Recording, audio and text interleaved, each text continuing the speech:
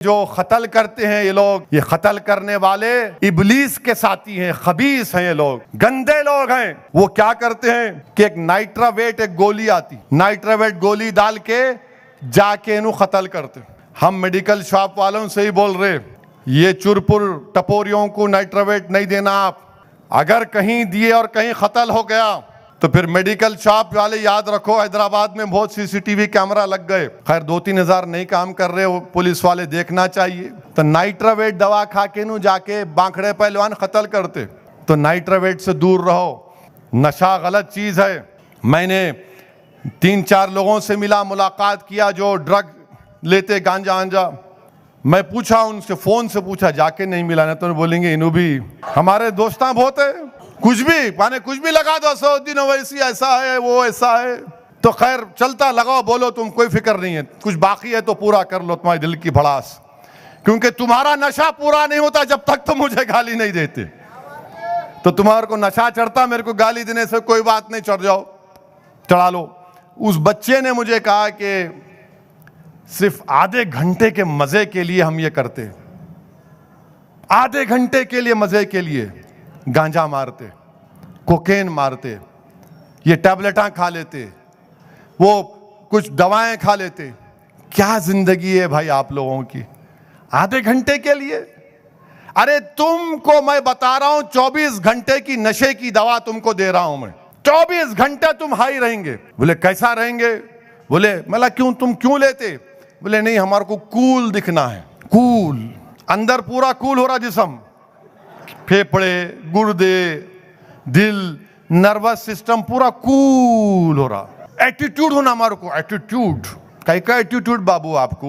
देखो अगर नशा करना है ना, अगर आप मुसलमान हैं तो रसूलुल्लाह सल्लल्लाहु अलैहि वसल्लम से बेइंतहा मोहब्बत करना शुरू कर दो। वो ऐसा नशा है कि कभी खत्म नहीं होता। वो ऐसा नशा है कि तुम जब बिस्तरे मर्ग पर भी रहोगे तो तुम्हारे चेहरे पर मुस्कुराहट रहेगी कि महबूब का दीदार होने वाला है, अब महबूब का चेहरा देखने वाला हूं मैं कब्र में जाकर। उस नशे के आदी हो जाओ। नशा कैसा पैदा होगा? खाली बोलने से नहीं होता। 11 घंटे लेके यूं नारे लगा रहे, हरा लगा ले रहे।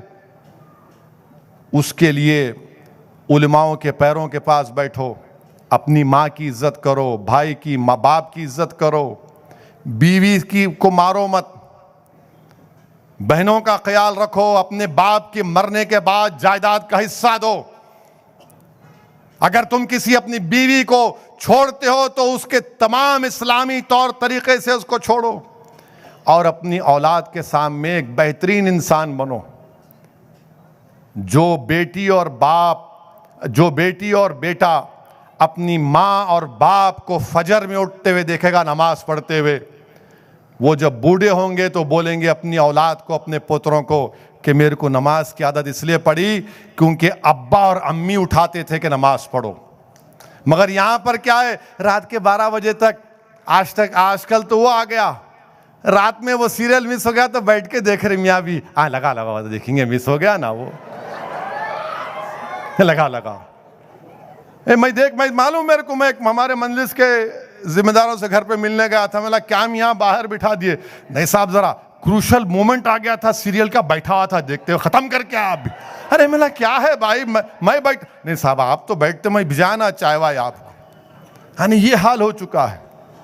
तो मेरे अजीज दोस्तों, आपको मिसाल बनना है, ड्रग्स से दूर रहना है।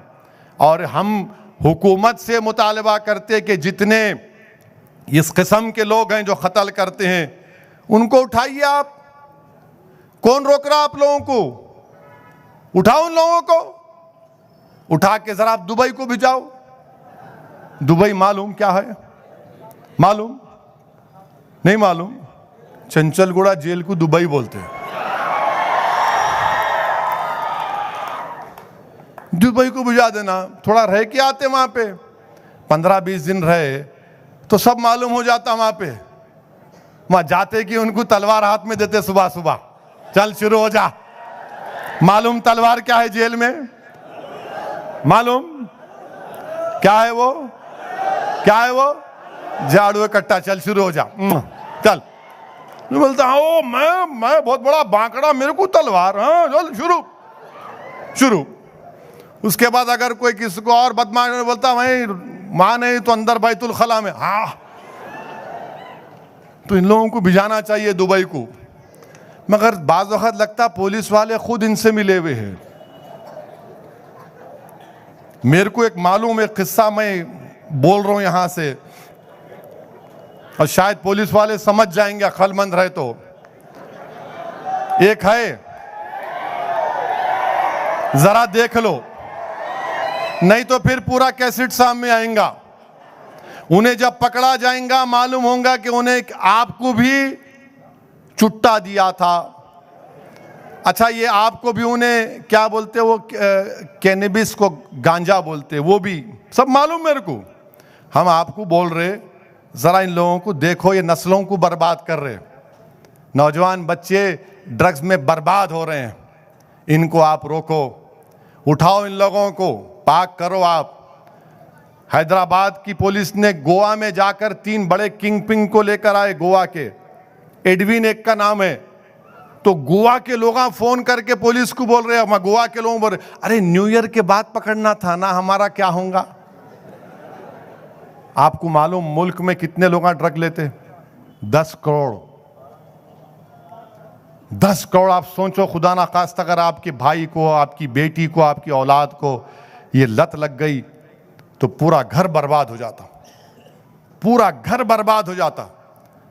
तो अगर अपना बच्चा जरा देर से आ रहा, मेहनत जुस्तजू कर रहा, यकीनन कोई बात नहीं, मगर अगर ज्यादा ही सो जा रहा हूं ने, वो बच्चा मेरे को बोला फोन पे कि एक बार मार लिए ना तो मैं 24 घंटे होशियार रहता हूं, और 24 घंटे के बाद 24 घंटे सोता हूं मैं।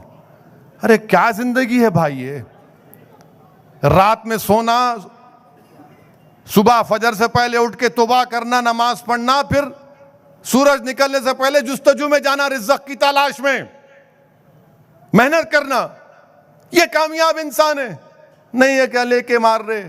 याद रखो अगर अल्लाह ने तुमको दौलत दी उसको इस तरह इस्तेमाल मत करो। इसको हदीस में आया, रसूलुल्लाह सल्लल्लाहु अलैहि वसल्लम ने नशे को उम्मुल खबाइस कहा, यानी पूरे खबाइस की जड़ कहा। दूर रहो शराब से, दूर रहो ड्रग्स से। हमको अपने माशरे को, सोसाइटी को अच्छा रखना है। और हम बीजेपी वालों को ही बोल रहे, तुम नफरत का नशा मत बढ़ाओ देश में। तुम ये मुसलमानों से नफरत का नशा, दलितों से नफरत का नशा मत बढ़ाओ। आरएसएस वालों याद रखो, जब नशा बढ़ेगा तो उन लोगों की आंखें निकाल लेंगे, लोग अंधे हो जाएंगे, उसके बाद वो लोगों का दिमाग निकाल लेंगे, कोई सोच नहीं सकेगा। उसके बाद इंसानों की कुर्बानी पेश की जाएगी।